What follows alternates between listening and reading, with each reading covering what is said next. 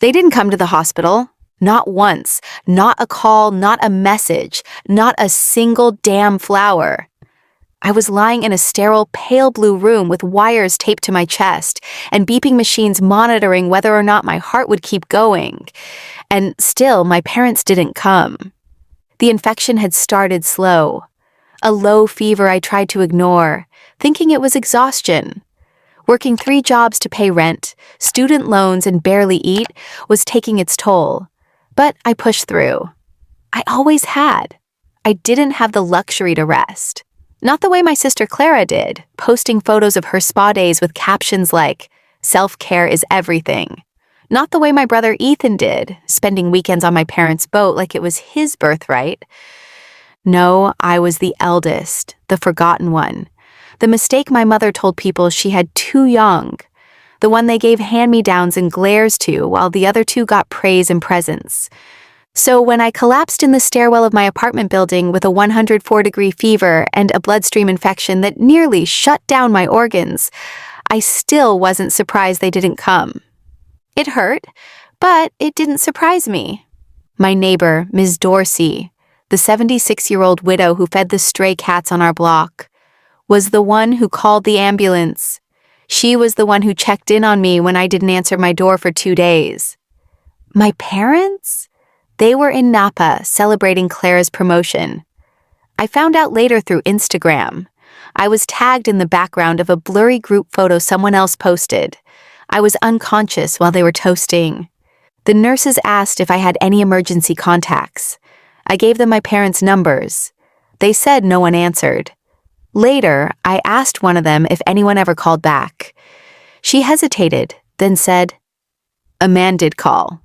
Your father, I think. He asked if you had insurance," then hung up. That was the moment I realized they were done pretending. There was no more benefit of the doubt. No more maybe they're busy. Maybe they don't know how to show love. Number. They knew what they were doing. They had decided I was expendable, unless I became useful. So when I finally left that hospital, after nearly 2 weeks of IVs, organ monitoring, and bills that drowned me deeper into debt, I didn't call them. I didn't tell them I was alive. And they didn't ask. For 3 years, I lived like a ghost. I moved to another state, changed jobs, changed my number, worked quietly, carefully, and with purpose. I sold everything I had except my grandmother's ring, the one thing they didn't steal or pawn for Clara's ballet tuition. I didn't try to contact them. But then the call came. The lawyer's voice was smooth and cold. "Ms. Morgan, I'm calling regarding the estate of your late grandfather, Richard Langston. You've been named in the will. The reading will take place at Langston Hall next Thursday." My breath caught. Grandfather? He was the only one who'd ever seen me. The only person in our entire bloodline who treated me like I mattered. When I was a child, he used to sneak me chocolate and whisper stories about how he built Langston Hall from nothing. "Someday, this might be yours," he'd say, "if you choose to carry it." But after he had a stroke 6 years ago, my parents took over everything. They moved him out of the estate and into a private facility. I never saw him again. They said he didn't remember anyone anymore. I never believed them. And now he was gone. But I was named in the will. I showed up to Langston Hall in a tailored black suit I bought secondhand and had altered to fit me like armor. The gates opened just as I arrived, revealing the house I hadn't seen since I was 16. It looked smaller now. Tired, but it was still standing. And so was I. Inside, my parents were already seated, dressed like mourners from a catalog. Black cashmere, pearl buttons, smug silence. Clara wore sunglasses indoors like she was shielding herself from guilt. Ethan nodded once like we were old coworkers instead of siblings. None of them spoke to me until the lawyer cleared his throat and read the will. And everything changed. The air in the room shifted as soon as the lawyer reached for the second page of the will. His tone, which had been flat and procedural, took on a weight. Even he seemed surprised by what he was about to read. "To my granddaughter, Morgan Langston?" All heads turned toward me. My mother's jaw clenched.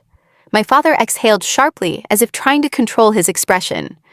Clara crossed her legs tighter. Ethan scoffed under his breath. "I leave the entirety of Langston Hall, its lands, assets, and controlling interest in the Langston Trust." Clara's head snapped around. My mother let out a sound like a breath that choked her halfway through. "On the condition that she keep it no longer than 12 months. Silence. The lawyer paused, letting it settle. "If after 12 months she decides to sell, all proceeds are hers. If she decides to keep it, no one else's claim. However, if she refuses it, everything goes to the state for donation to educational causes." My father stood. "This is a joke." The lawyer didn't even flinch. Mr. Langston had this clause notarized and recorded on video, dated just 6 weeks before his death. 6 weeks? Clara's voice cracked. "He couldn't even talk then." The lawyer turned a screen toward us and pressed play. And there he was. My grandfather, pale, thinner than I remembered, but eyes full of the same stubborn fire. A nurse stood behind him, adjusting his oxygen, but his voice was clear when he spoke. "If Morgan is watching this, I want you to know. I saw what they did to you, and I'm sorry I didn't stop it sooner. But I can give you this house, this land, this name. They tried to erase you from it. So now I'm putting your name on all of it. You don't owe them anything, not even an explanation." He smiled, faint but proud.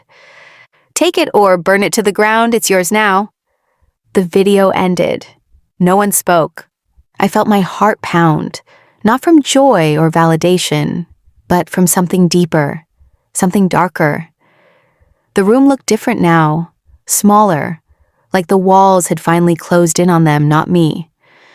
My mother was the first to speak. "You're not seriously going to accept this?" I looked at her slowly and said nothing, just smiled. She tried again. "You were never meant to handle responsibility? This estate belongs to the family?" I finally spoke. "I am the family. You just never wanted to admit it." Ethan leaned back, arms folded. "Come on, Morgan, what are you even going to do with it? You live in a rental, you don't have the money to manage a place like this." I looked at him, with something between pity and amusement. "I don't have to keep it." They froze. "I just have to own it long enough to sell it." Their faces went pale. "You wouldn't?" my father muttered. I stepped closer to the window, looking out over the garden I once played in as a child. The same garden where my mother once slapped my hand for picking a flower she said was too pretty for dirty fingers. "I would," I said, "and I will." That night, I walked the halls of Langston alone. I ran my fingers along the railings. I stood in my grandfather's library and felt the ghosts of stories he used to read to me before they pushed him out. They tried to let me die. Now they would have to watch me live and take everything with me. That night, while they all left in separate black cars, fuming, wounded, desperate, I stayed. I opened the windows and let the cold night air crawl in. Langston Hall creaked like it was exhaling after years of being smothered by the wrong hands. I didn't sleep, I didn't need to. I spent the hours walking room to room, opening doors they had probably kept locked for years. I found dusty trunks filled with my childhood drawings, hidden away in the attic like garbage. I found old letters my grandfather wrote, none of them ever sent. Dozens of envelopes addressed to me, all opened, all torn at the edge. They had kept them from me. They didn't just let me die once, they made sure I disappeared over time. But now, I was going to do the same to them. Faster, louder, and with every light on. By morning, I had already called a realtor. By noon, I had 2 buyers interested in the property. Developers. One of them wanted to turn Langston Hall into a luxury hotel. The other wanted to tear it down completely and build condos. The second one sounded more appealing. I knew what it meant to my mother, what this land symbolized. Her parties, her legacy, her little perfect empire. Watching it all turn to dust would be justice measured in square footage. But I wasn't going to make it easy. No, I would let them squirm first. I made sure the listing leaked. A photo of the estate popped up on every luxury property blog and investment thread by evening. The phone calls began immediately. From old friends, from extended relatives who never once remembered my birthday but suddenly remembered my number. Even Clara called. She didn't apologize. She just asked how much it would cost to let her keep her wedding venue. I told her I wasn't in real estate. I was in revenge. And business was about to boom. The first thing I did was cancel the standing reservation Clara had at the hall for her upcoming wedding. According to the staff records, she had first dibs, since Mom promised her the garden view on the last Saturday in June. She'd already told vendors, sent out save the dates, and posted a teaser reel on Instagram from her wedding menu tasting. I sent her an official cancellation notice through the estate's legal team. No emotion, just policy. Clara lost her mind. She called me 8 times that morning, then left me a voicemail sobbing and shouting, accusing me of ruining the most important day of her life. I didn't reply. I just forwarded the voicemail to the buyer's PR team. They found it amusing. That week, I began renovations. Not to preserve Langston Hall, but to destabilize every inch of control they thought they had left. The dusty portraits of our family ancestors? Gone. I had them boxed and returned to my mother's address with a note. Claim what matters to you. I'm selling what mattered to me. I held open houses, not for buyers, but for press. Influencers, journalists, architectural bloggers. I invited them all, and when they asked for a quote, I gave them this. This estate once belonged to a family who forgot how to love. I plan to make sure its next owners don't forget how to live. That line made headlines. My mother hated it. I knew she saw it because one morning I found her car parked just beyond the gates. She didn't come up the driveway, just sat there, engine off, watching from a distance as I supervised painters scraping away the family crest from the west entry. She couldn't stop me. Not legally, not financially, not emotionally. I was no longer the girl they ignored in hospital beds and birthdays. I was the executor of their slow erasure. The only person who didn't react immediately was Ethan, which was odd, until I received a confidential message from someone on the buyer's legal team. Ethan had tried to file a last-minute objection, claiming the will was forged. His request was denied. The court documents showed his name wasn't even mentioned in the final draft. Not once. No inheritance. No trust access. Not even a framed photo. The will mentioned Clara twice for an unpaid loan she never repaid. But Ethan? Nothing. I had to reread it twice. It was poetic. The golden boy got nothing. Still, I knew Ethan. He wouldn't go quietly. And I was right. Because a week later, a letter arrived addressed to me in handwriting I recognized instantly. His. It said only one thing. You think you've won. You haven't seen what I have. And suddenly, I knew this wasn't over. The envelope sat on the kitchen counter for hours before I opened it again. I'd already read Ethan's message, simple and ominous as it was. But the back of the letter, something about the fold, felt too stiff, too intentional. I held it up to the light, and sure enough, there was a second slip of paper tucked inside the lining. I carefully tore the edge. It was a faded photograph. My grandfather, younger, standing beside a woman I didn't recognize. Her arm around his waist. A child between them, blurry but not me, not Clara, not Ethan. A little boy, maybe 4, with dark curls and his hand in Grandpa's. On the back, in ink that had almost disappeared, a note. For R, the child they never knew they had. For a moment I couldn't breathe. I scanned the kitchen, as if the walls might echo the explanation I didn't have. The clock ticked, loud and steady. The chandelier above me, the same one my mother fought to have custom installed, suddenly felt like a spotlight. Who was R, and what did Ethan mean? The next morning, I drove to the town hall and requested every document I could find under my grandfather's name.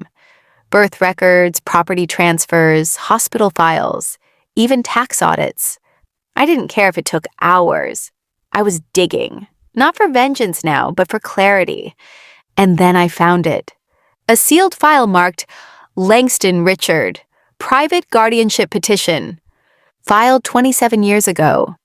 The name listed, Reed Holloway, male, born out of wedlock, temporary custody granted to R. Langston under emergency circumstance. No adoption finalized. Status, confidential. Case closed. My heart thudded. There was another child, another heir. Someone no one ever talked about, someone who might have had more claim to this estate than any of us. And my grandfather never told anyone, not even me. Or maybe he tried. Maybe those letters I found were part of the truth he never got to send. I couldn't ask him now, but I could find Reed. And suddenly I realized why Ethan had written that note. It wasn't a threat. It was a trap. Because if Reed came forward and claimed a legal connection, it could freeze the sale, halt everything, even challenge the will, which meant only one thing. Ethan didn't want the house back. He just didn't want me to have it either. I sat in the car for an hour before driving back to the estate. Every brick looked heavier now. Every wall, like it was holding in a secret I had no business owning. But I wasn't about to walk away. If Ethan wanted to play this game, I'd show him exactly how far I was willing to go. Not just to sell the house, but to finally free myself of the legacy they all clung to like a crown they never earned. That night, I couldn't sleep.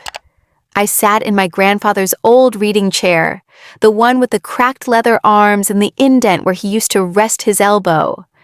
I held the photo in one hand and the sealed file in the other, like they were pieces of someone else's life I was being forced to inherit. I kept looking at the child in the photo. Reed. His eyes were dark and wide, almost like mine. I wondered if he ever knew about me, if he even knew who Richard Langston was, or if he grew up with a completely different last name, in a completely different life, wondering why he felt forgotten.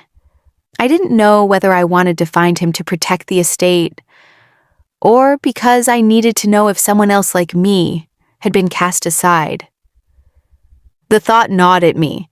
I called in a favor from someone I met during a freelance job years ago. Avery, a private investigator who once tracked down a missing heirloom for a high-profile client. Discreet, thorough, expensive. I didn't care. I wanted answers more than money. Avery responded within an hour. "I'll find your ghost," they said. I gave them what little I had, the name Reed Holloway, the approximate age, and the file number from the guardianship case. Within a day, I had a lead. Oregon. A man named Reed Holloway had filed a name change request 10 years ago. New last name, Carter. He was alive. And closer than I thought, and Ethan had known. Had he contacted him already? Had he dangled the inheritance like bait, hoping Reed would take the bait and sue? Or worse, had he promised him a cut if they took me down together? I paced the halls of Langston, bare feet against cold wood floors, thinking about what I'd do if Reed showed up.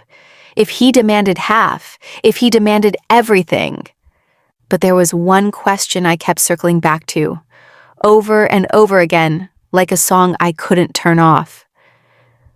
Why did Grandpa leave it all to me? If Reed was out there, maybe he didn't trust Reed, or maybe he was testing me, testing if I'd do what they never could, protect the truth, and burn the rest down if I had to. It took Avery less than 4 days to get me a location. A hardware store in rural Oregon. Reed Carter, formerly Holloway, managed inventory and lived in a modest cabin outside town. No criminal record, No kids, no spouse, barely any digital footprint. He'd disappeared so thoroughly that if I hadn't had the file, I would have thought he was a myth. But I knew better. I flew out under a fake name, rented a car, booked a motel no more than 10 miles from where he worked. For 2 days, I watched. I told myself I needed to see what kind of person he was before I made any move. Truthfully, I was afraid. He looked normal. Average height, build, worn-out jeans, always pushing a dolly or helping customers without a hint of arrogance. There was no trace of a man plotting to steal an estate. No hunger for money in his eyes. But I'd seen masks before. I decided to approach him on a Wednesday, late morning, when the store was quiet. I picked up a box of nails I didn't need, walked up to the counter and said, "Do you happen to know where I can find a replacement lock for an old cellar door?" He looked up, eyes exactly like the child in the photo. Something flickered in his expression. "Yeah," he said slowly. "Back left aisle. You restoring an old house?" "Yes," I said. "Langston Hall." He froze, didn't move, didn't blink. Then he smiled faintly. "Funny, I haven't heard that name in years." "You knew Richard Langston." It wasn't a question. I watched his jaw tense. "I did," he replied. "He helped me once, a long time ago. Not something I talk about." I leaned in just slightly. "He left me the house." "I know," he said, eyes now locked on mine. "Your brother told me." So Ethan had found him. "What did he offer you?" I asked. "Half? A stake in the land? Some sob story about family justice?" Reed exhaled, leaning on the counter. "He said you stole it, that you manipulated the old man, said the rest of the family got nothing." I laughed, short and bitter. "They didn't get nothing. They got the rest of my life. He left me the scraps they never noticed." Reed's face shifted, not with pity, not with greed, but recognition. "I didn't come to take anything," he said. "I didn't even know I was in that file until your brother tracked me down. I told him I wanted nothing to do with any of it." "Then why are you still here?" I asked. He paused. "Because I need to know why he never said goodbye." The words hit harder than I expected. Suddenly, I saw him not as a threat, but as someone else they had erased. Someone like me. "I think he tried," I said quietly. "They just made sure his letters never reached us." He blinked, and for a moment, he looked younger than he was. Hurt, but not angry. Wounded, but not weaponized. "I'm not going to stop the sale," he said finally. "But if you do sell it, I'd like to walk through it, just once. Say goodbye on my own terms." I nodded, because deep down, I knew this story was never about inheritance. It was about who survived being unloved the longest. When I landed back home, the wind felt colder. Langston Hall stood just as I left it, tall, looming, mine. But the silence inside wasn't the same. It wasn't peaceful anymore. It felt watched. I turned the corner into the drawing room and found the French doors cracked open. I was certain I'd locked them. I scanned the room. Nothing looked disturbed, but a smell lingered. Faint cologne and something else. Cigarettes. No one in this house smoked. I checked the cameras. My private security system had been running since the will was read. But the last 48 hours were missing. Erased. Deliberately. I called Avery. "This wasn't Reed," I said. "Definitely not," they confirmed. "He doesn't even have a car. But Ethan, he's been active, traveled back to your city 2 nights ago. One of my contacts saw him meeting with a former paralegal from your grandfather's law firm." I felt something twist in my gut. "What would he want from her?" I asked, already knowing I wouldn't like the answer. Avery didn't pause. "Probably to find the other will." I stopped breathing. "What other will?" "There was a rumor," Avery said carefully, that your grandfather drafted a second will, a newer one, more recent than the one that went public. But it never surfaced. Some say he changed his mind after finding Reed. Some say he rewrote the terms again before he died. My mind raced. If there was a newer document, something I hadn't seen, then everything I'd done could be unraveled. Sold properties could be frozen, sales reversed, and worse, my name could be removed from everything. I walked into the library, yanked open the drawer where my grandfather kept his records, and started tearing it apart. That's when I found it. Not a will, not a legal document. A voice recorder, old, metal, heavy. I pressed play. My grandfather's voice crackled alive, weak, tired, but unmistakable. If you're hearing this, then someone's tried to take what I left you. They'll look for the second will, but there isn't one. I never signed it. I wrote it, yes, but I never filed it. I wanted to include Reed. I thought it might heal something.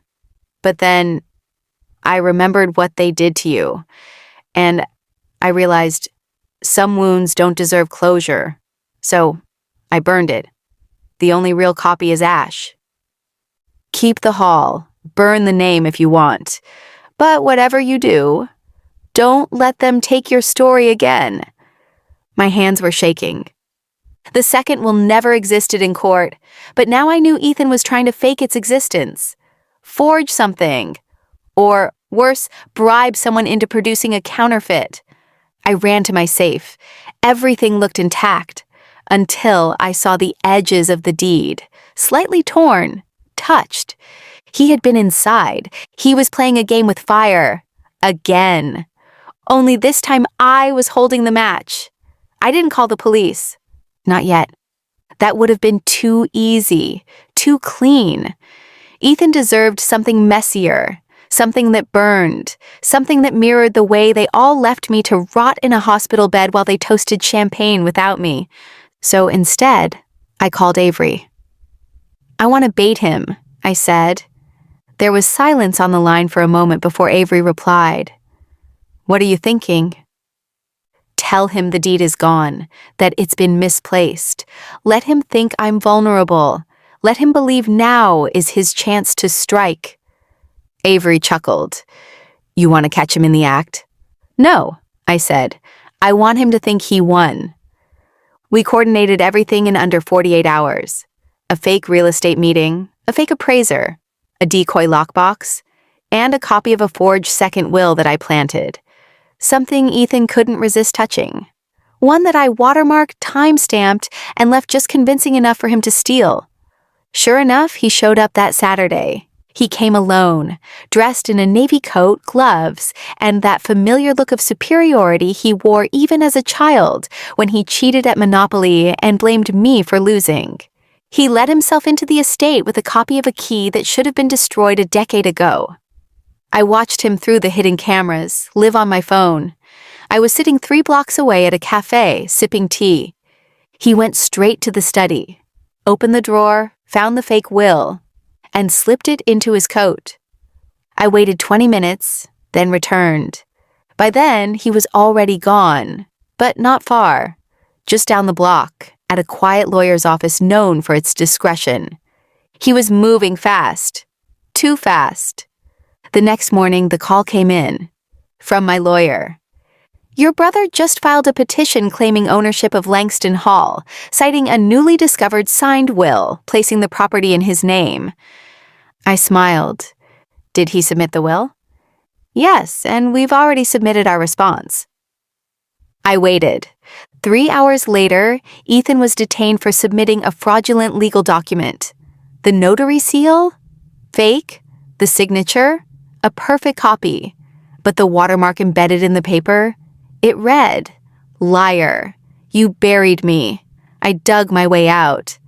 When they questioned me, I presented everything. Security footage, the time-stamped forgery, the recordings of my grandfather's voice. They had no choice but to accept my version of events. Ethan had no defense. But I wasn't done.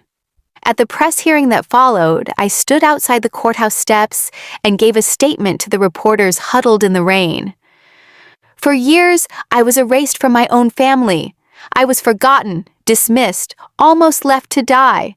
But this house, this land, this story, they belong to the survivor, not the thief. That soundbite went viral. Clara blocked me. My parents sent a one-line email. "You've humiliated us." I didn't respond. I just sent them back the same voicemail they never returned when I was in the hospital. That night, I sat alone in the study again. Not in fear, not in grief, but in stillness, in control. The same room where Ethan tried to forge his future had now become the shrine of his downfall. And somehow, that wasn't even the most satisfying part. The most satisfying part was that the world knew now. The headlines were brutal. Wealthy heiress outsmarts brother's inheritance scam in viral courtroom twist. Langston legacy. The daughter they tried to erase takes everything. Family feud turns into fortune flip. Sister outs brother in estate war. Even tabloids picked it up. The same people who used to print my mother's event photos were now printing her disgrace. And Clara? She lost all her sponsors. The wedding planner dropped her after the estate was declared legally unfit for events due to pending investigations. She posted a crying video on social media, blaming family toxicity, but the comments weren't kind.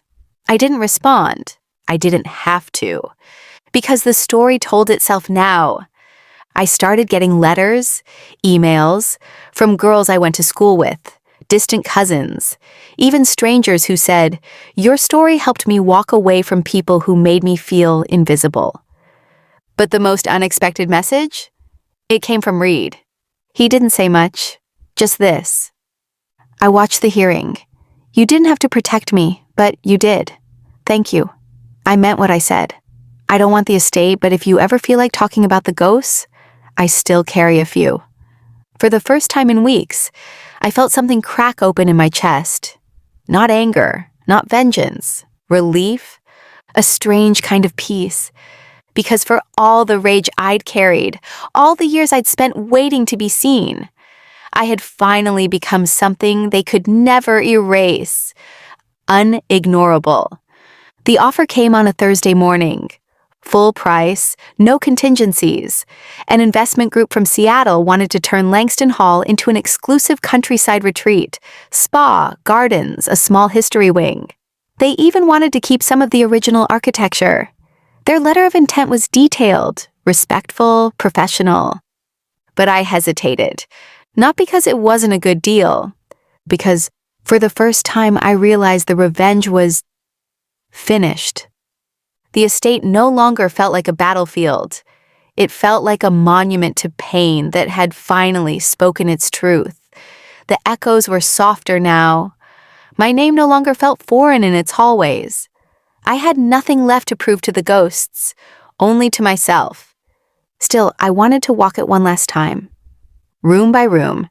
I started in the nursery, long since cleared out, but still lined with faded wallpaper and memories of a childhood where I was always the second choice. I moved through the guest rooms, where my parents' friends used to stay while I slept on the floor downstairs during events. The ballroom, where I wasn't allowed to touch the piano because Clara plays better. The West Wing, where Ethan once locked me in the linen closet for hours as a joke. I ended in my grandfather's library. There, I lit a single candle and played the last recording I had of his voice. It was only 10 seconds long. A message I once thought was meaningless. Now, I heard everything in it. "You were always the one I wanted to protect. I just didn't know how." I didn't cry, but I did pick up the phone, and I called Reed. "Hey," I said. "You still want to walk through it?" He was quiet on the other end. I'd like that. So I waited for him. Not to test him, not to prove anything, just to share it. Share the last traces of the legacy we both inherited. One of abandonment, yes, but also survival. When he arrived, he didn't ask questions. He just walked beside me in silence, taking it all in. We stopped in the East Garden. The air smelled like rain and old roses. I was going to sell it to a hotel chain, I said. You still can, he replied.